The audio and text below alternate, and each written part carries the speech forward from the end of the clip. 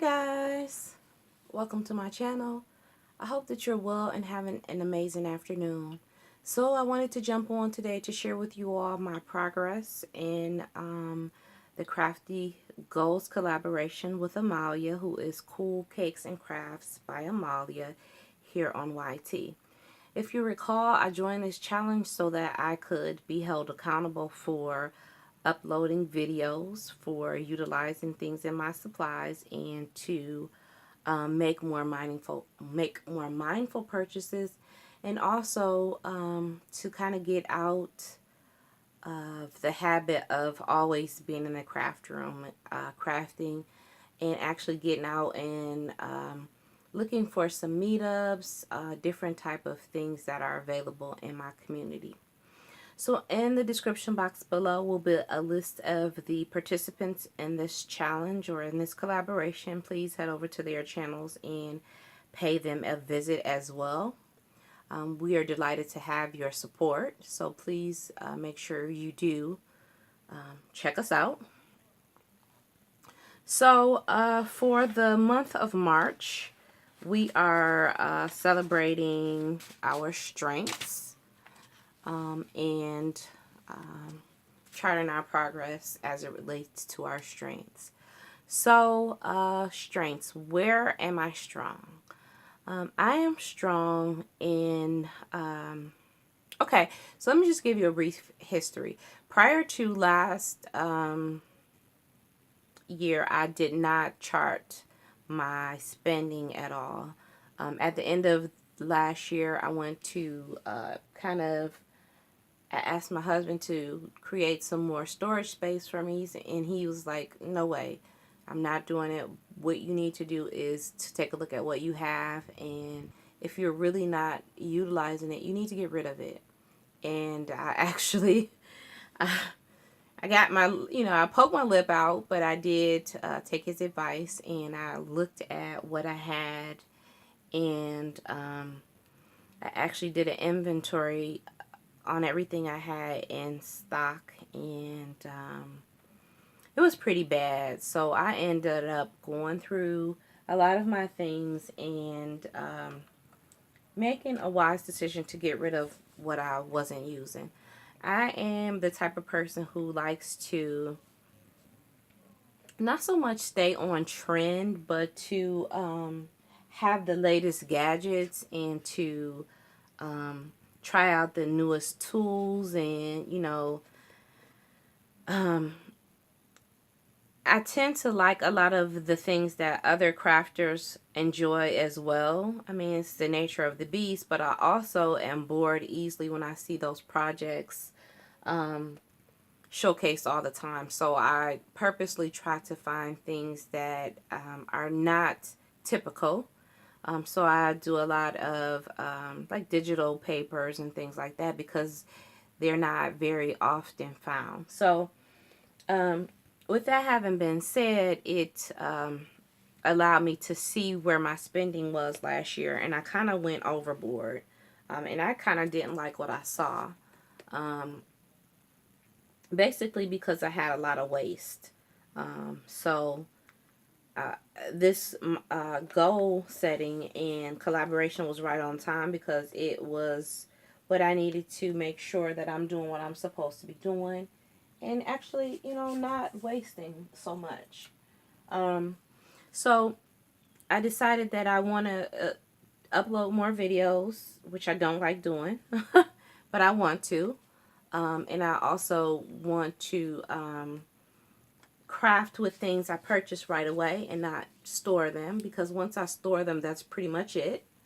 And I'm pretty much a bargain hunter. I like to get things on sale. So for me, a lot of my purchases stem from impulse buying, and also getting the high from the buy. And I want to stop that because it's not a good buy if I'm not utilizing it. So I know you guys have heard me say that before. So that's where I am. So year to date, as of April of 2018, I spent close to $2,000. And a lot of that was card kits. I went through my subscriptions. I had 5 subscriptions at the time. And I looked at what I was utilizing, what I was purchasing based on what I was utilizing. And you guys, I probably only used 5% of those kits, so that was not good for me. So this year I made a final decision to decide which kits I would keep and which kits I would get rid of. And so I stuck with one kit, which was the Spellbinders kit. And so I am in the kit now, the kit and caboodle for Spellbinders.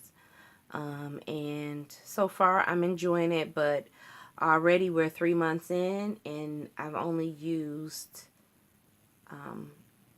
a little bit of one of the kits.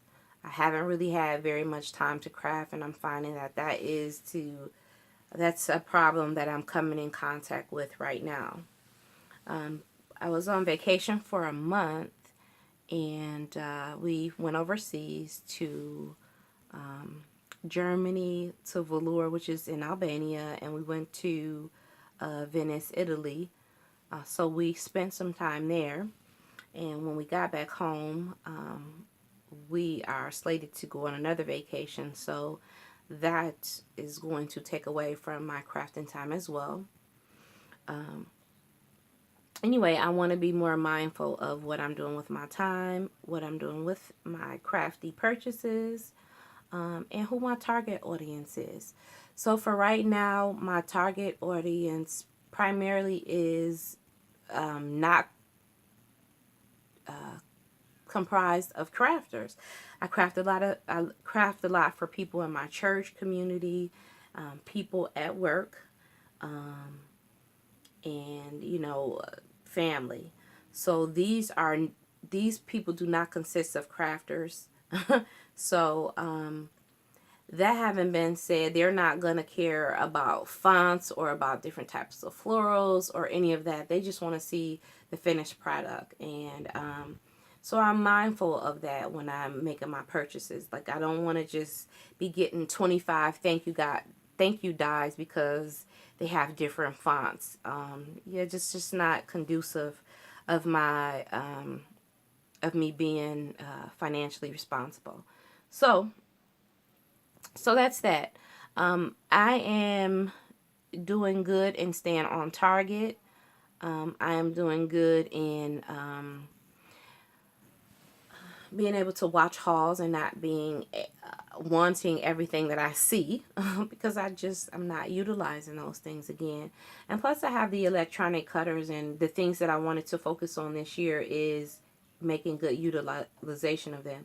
I have a couple cutters that I know I don't use to their fullest capacity, and part of it is the learning curve associated with learning the software. So I've been making myself sit down, read blogs, read the software manuals, watch tutorials so that I can make better use of my machines and try different things. So that's that. In terms of my YouTube commitments, I wanted to do more shares with my electronic machines because I want you guys to see that I'm actually using them like I said I would. And do more project shares and kind of stray away from so many of the hauls. I mean, I think we get engulfed in hauls and everybody's showing the same thing, and I'm over that. I don't mean to sound, mean or anything, but I'm just over the haul. I just want to see what you're making, not so much what you use to make it. Let me see the projects. So that's where I am. So I didn't do a video share of the off the page project that I made this year. I'm sorry, this month. But what I did make was just a pizza box. I made this little pizza box. I was inspired by a pizza box die that I saw online, and I was going to purchase it. And I was like, no, I'm not making enough of these to actually need a die for it. So I am going to just utilize my cutting machine and let that be that. so I can, you know, manipulate the size. I can make it smaller, bigger, larger if I'd like. So I thought this was great. I used some stickers I had in a sticker pack, and mostly everything with the exception of the grass came from being cut on the machine. So I was excited about that. And I made to go along with that, utilizing this die, which is the candy box dispenser by We Are Memory Keepers. I made this box. I didn't embellish it or anything just yet, but I will. Only thing I did put was just like a felt flower. And this is how it turned out. And you can put some goodies in there. And so I'm going to do that. So that's one of my off-the-page projects.